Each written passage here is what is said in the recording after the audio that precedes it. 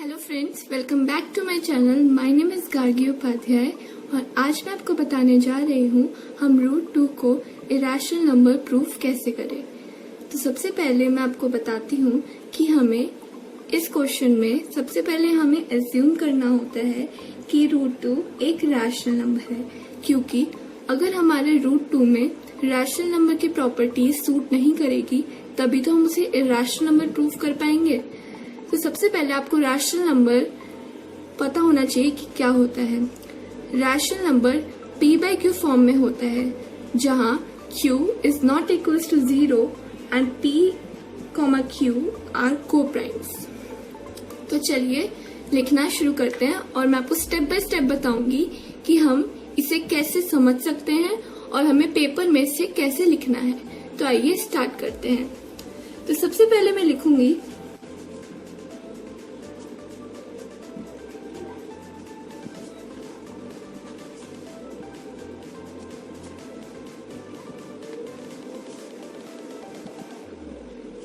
assume that root 2 is a rational number. Therefore, root 2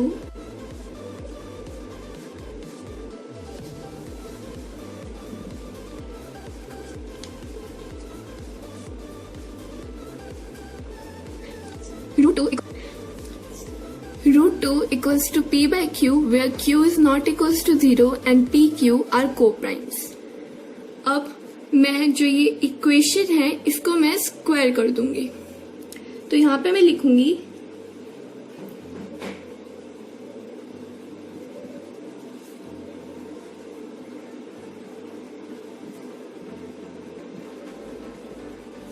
squaring both sides.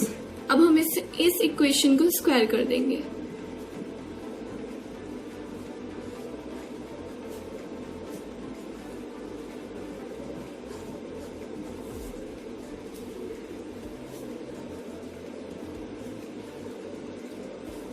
Root 2 का square जो होता है वो 2 होता है और जो p/q का स्क्वायर होता है वो p²/q² होता है।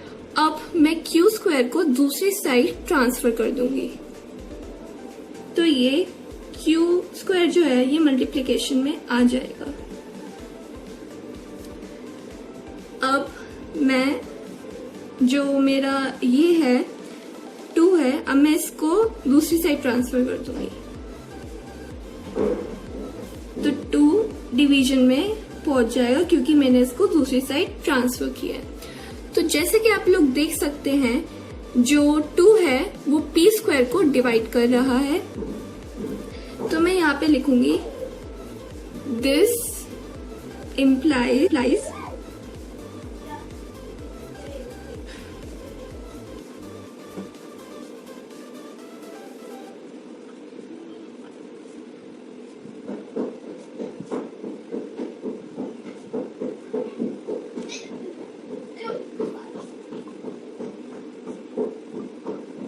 तो आप लोग सोच रहे होंगे कि 2 डिवाइड्स p² था तो 2 डिवाइड्स p कैसे हुआ। अब हमारी मैथ्स की बुक में चैप्टर 1 में जो हमारा रियल नंबर चैप्टर है क्लास 10th का, उसमें हमें हमारी वो स्टेटमेंट है कि if p divides a² then p divides a where p is a prime number. तो इस स्टेटमेंट से हमने जो हमारा 2 था वो हमने p एज्यूम कर लिया था, मतलब जो हमारा p था वो हमने 2 एज्यूम कर लिया था और जो हमारा a² था वो हमने p²। तो इसके स्टेटमेंट के हिसाब से हम इसको ऐसे लिखेंगे। तो अब हम इसमें लिखेंगे therefore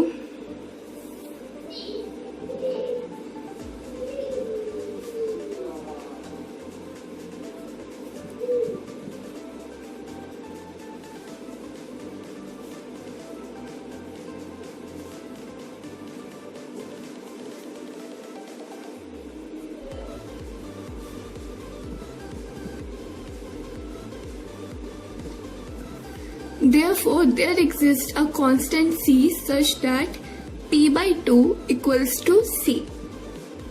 अब हमने एक कांस्टेंट डाल दिया जो हमारा ये p/2 था इसको हमने C मान लिया।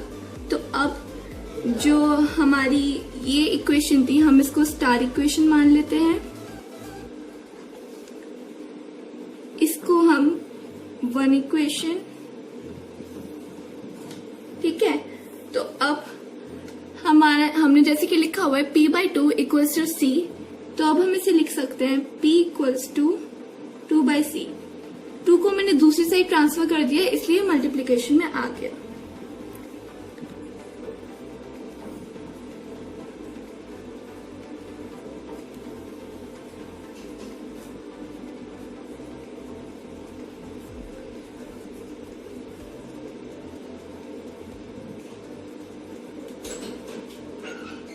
तो आप लोग जैसे कि देख सकते हैं मैंने यहाँ पे लिख रखा है putting the value of p in equation 1। हमारी इक्वेशन 1 ये थी, तो यहाँ पे लिखा है p इक्वल्स टू 2c। तो अब हम इसको उस इक्वेशन में डाल देते हैं।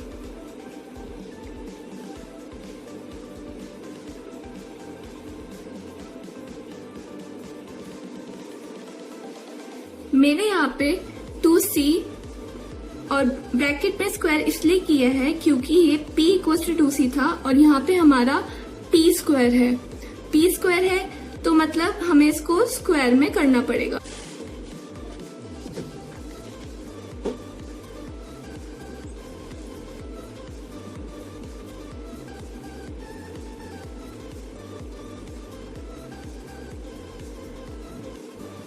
तो आप लोग जैसे कि देख सकते हैं कि जो 2 है वो q को भी डिवाइड कर रहा है। तो अब मैं यहाँ पे लिखूंगी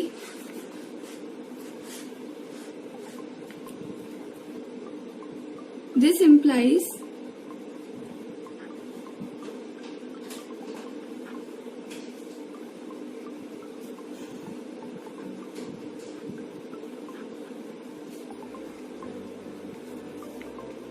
हम इसको इक्वेशन 3 मान लेंगे।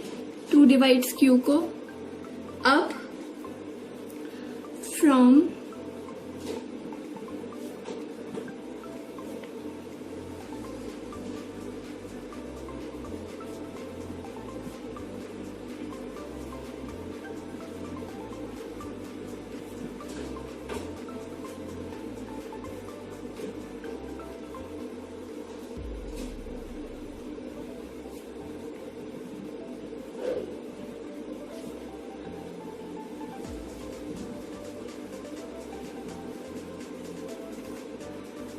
equation 2 and 3. Equation 3 is this and हमारी equation 2 जो है वो हम मान लेंगे ये है। तो अब equation 2 और equation 3 में हमारे लिखा है 2 divides p and 2 divides q। तो इस equation से हमें पता चला है कि 2 जो है वो कॉमन फैक्टर है p and q का। तो इसका मतलब है कि ये को प्राइम जो हमारा p एंड q है वो को प्राइम नहीं है। तो अब हम यहाँ पे लिखेंगे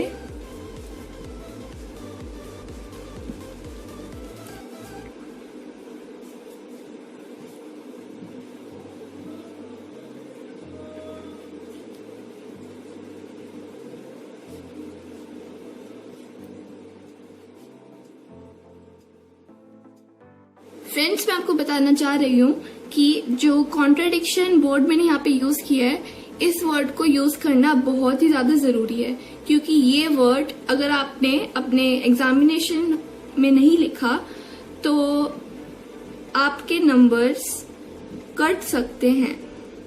तो इसलिए ये सेंटेंस लिखना बहुत ही जरूरी है।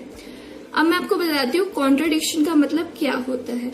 कॉन्ट्राडिक्शन मतलब अगर आपने कोई चीज अगर गलत एज्यूम की हो सही मान के, तो हम उसे कॉन्ट्राडिक्शन बोलते हैं। तो हमने यहाँ पे लिखा है this is a contradiction to equation star. अब हमारी इक्वेशन स्टार जो थी वो थी कि q is not equals to 0 and p q are coprimes. ये हमारा कॉन्ट्राडिक्शन इसलिए है क्योंकि जो हमारा p और q है ये को-प्राइम्स नहीं है, क्योंकि इनके कॉमन फैक्टर्स है, जो मैंने अपने पहले वाले सेंटेंस में लिख दिया है। तो इससे हमें पता चलता है कि जो हमारा रूट 2 है वो इर्रेशनल नंबर है। तो अब मैं लिखूंगी